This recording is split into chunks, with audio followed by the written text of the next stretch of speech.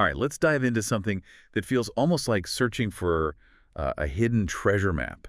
We're talking about this idea, that there might be a secret formula, not just for making a living, but for like extraordinary success, however you define that. Yeah, and it's not just some pie in the sky idea. It's supposedly rooted in principles shared by giants, people like Andrew Carnegie. Exactly. So our source material for this deep dive, it's excerpts from Think and Grow Rich. Right. A book that basically claims to be the result of analyzing hundreds of successful folks over like decades, Yeah. distilling it all down into a blueprint.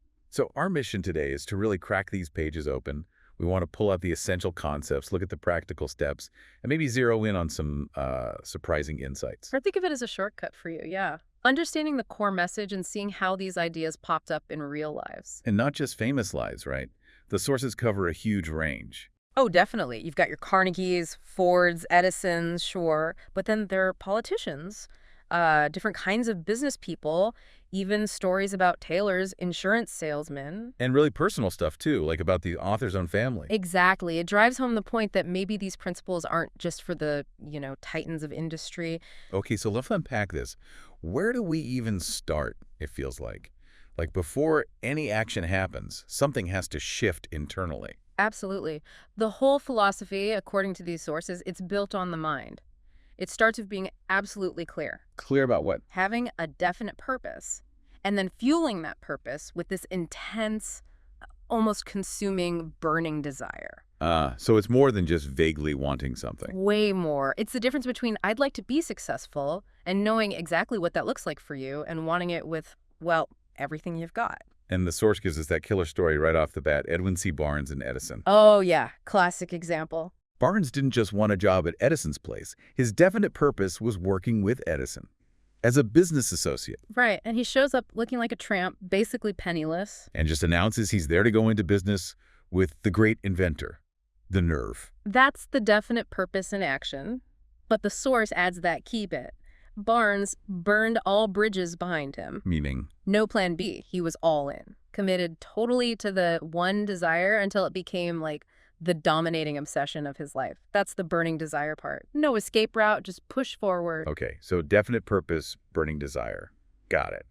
But then the source brings in another huge piece, faith. How does that fit? Faith, well, in this context, it's presented as the eternal elixir, the thing that gives life and power to your thoughts. So not necessarily religious faith. It can be connected, but it's more about this absolute belief. Believing you can achieve your purpose and having deep confidence in yourself. Okay, and this is where it gets really practical, almost mechanical with auto-suggestion. Exactly. Autosuggestion is framed as the main tool for developing that faith, for influencing your subconscious mind directly. How does that work? The idea is your subconscious will eventually believe and act on any thought you keep feeding it.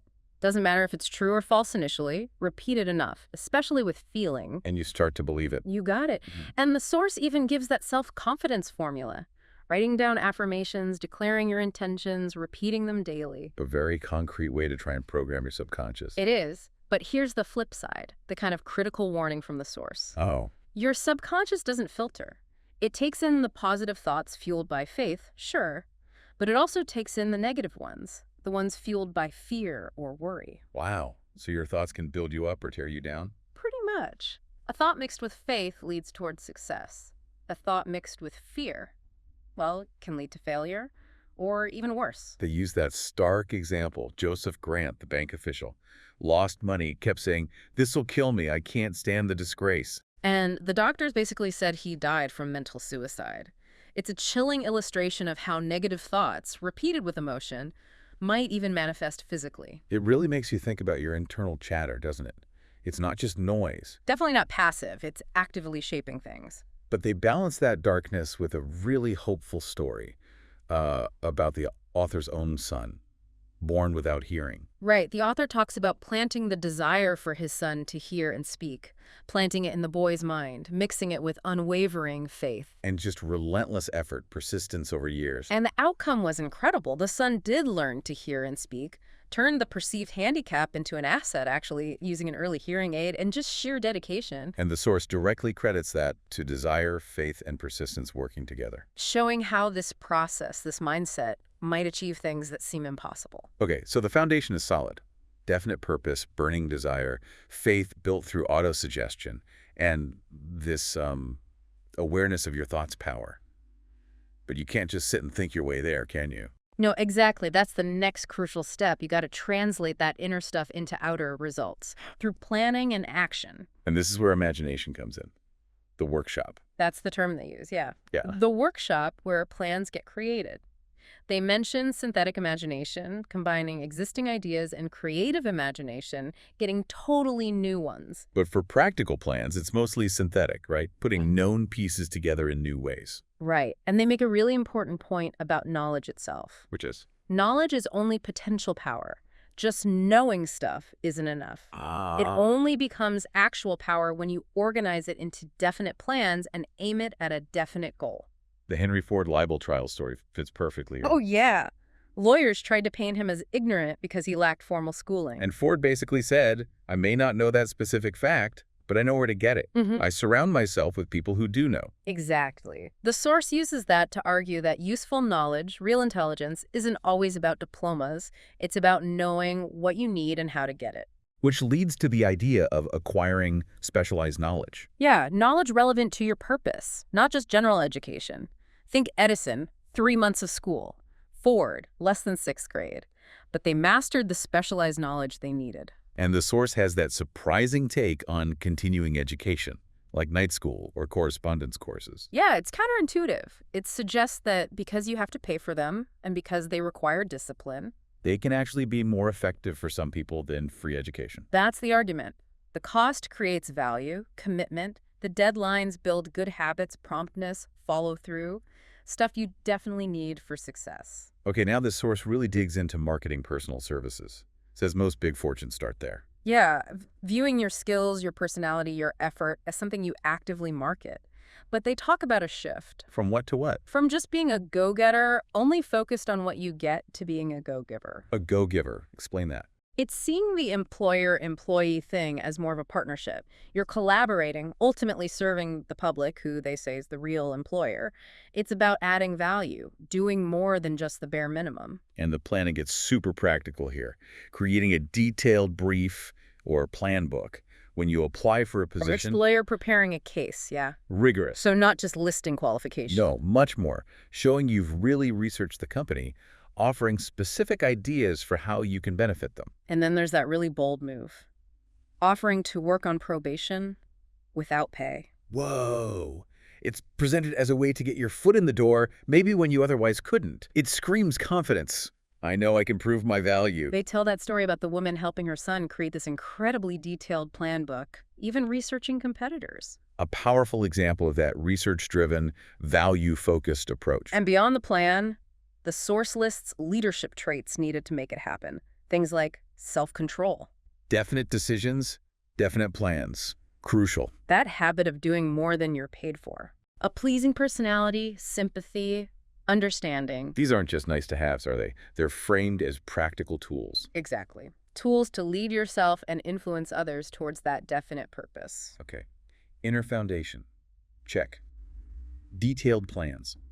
Check. Knowledge and marketing sorted. But how do you scale up? How do you amplify your effort? That brings us to power. The source defines power as organized and intelligently directed knowledge. The engine driving the plans. Right. And you need it not just to get riches, but to keep them. And the main way to get this power, according to the source, is the mastermind. Yeah, the mastermind principle. Defined as coordination of knowledge and effort in a spirit of harmony between 2 or more people for the attainment of a definite purpose. So teamwork, but with a specific goal and harmony. Harmony is key. The analogy they use is like connecting electric batteries. More batteries, more power. Coordinating minds in harmony generates more thought energy, more power than one mind alone. Makes sense. They point to Henry Ford again, right? His connections with Edison, Firestone, Burroughs, Burbank. As evidence, friendly alliances amplifying his own power, suggesting that by being close to great minds, you kind of absorb their knowledge, their energy. It elevates you. And the author had his own unique take, the imaginary cabinet. Fascinating, wasn't it? Holding imaginary meetings with historical figures, Emerson, Lincoln, Edison. To tap into their traits. Yeah, draw on their perceived wisdom. He even said these imaginary figures started feeling real, sparking new ideas. It's like simulating a mastermind with history. The source also talks about the power of emotions, specifically faith, love, and sex as the big positive ones. Right. These emotions are said to color your thoughts, making them potent enough to reach the subconscious and maybe even connect with. Infinite intelligence, as the source calls it. And this leads to that often discussed, maybe controversial idea. Yeah. Sex transmutation. The core idea is that the intense energy of the sex drive, if you can harness it, channel it, redirect it. Into what? Into other creative efforts, business, art, leadership, invention, whatever. The claim is this redirection can elevate you to the level of genius. It's a bold claim, saying the greatest achievers often had high sexual energy and were often motivated by a woman. It points to Lincoln, suggesting his transformation came after the deep sorrow and love related to Anne Rutledge. That unlocked his genius, supposedly. And King Edward VIII abdicating for Wallace Simpson. Cited not to judge the act, but as an example of immense desire, love, and the courage to act on it despite huge criticism. Framing desire, especially love, as this powerful, transformative force. So the energy itself isn't enough. It's the conscious redirection, the transmutation. That's key. That's the idea. The source also briefly mentions other intangibles like the sixth sense or creative imagination. Suggesting it's how you receive ideas from outside yourself. Kind of. It even touches on early ESP studies Rhine. Wright is maybe hinting at how minds connect or receive info, noting distance didn't seem to weaken it like physical forces. Intriguing stuff. Okay, so you've got the mindset, the plans, the power sources lined up, but things rarely go smoothly, do they? Absolutely not. The sources are very blunt about this. You will encounter temporary defeat. It's unavoidable. There's that line. No follower of this philosophy can reasonably expect to accumulate a fortune without experiencing temporary defeat. Stark, isn't it?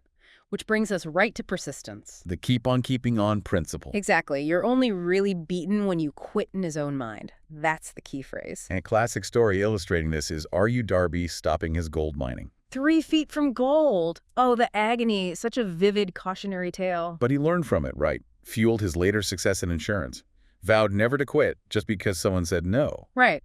And the source emphasizes persistence isn't just being stubborn. It's built on definite purpose, burning desire, self-reliance, clear plans, accurate knowledge, cooperation, willpower, and making persistence itself a habit. Then the sources look at the flip side. Why people fail. The 30 major causes of failure. And it's striking only one, unfavorable heredity, is listed as potentially hard to fix. The implication is, most causes of failure are things you can control. But maybe the biggest internal obstacles are those 6 ghosts of fear. Yeah, the mental chains. Fear of poverty, ill health, loss of love, old age, criticism, and death. Poverty is called out as the most destructive, and the sources connect this fear to the post-1929 Depression era. Yeah, and it offers some specific commentary on the economic system then. It's important for you listening to know this is the source's historical perspective from that time. Right. The text criticized what it saw as politicians or labor leaders trying to get without giving, and people demanding relief without effort. We're just relaying the source's viewpoint here. It's analysis from that era, not endorsing it. Exactly, just presenting its content as part of its discussion on the fear of poverty back then. Okay. The source also touches on the symptoms of the other fears, like fear of criticism killing initiative. Even harming relationships, yeah. Fear of ill health, possibly manifesting physically, linking back to that mental suicide idea. Fear of loss of love, breeding insecurity. Fear of old age, often tied to fear of poverty.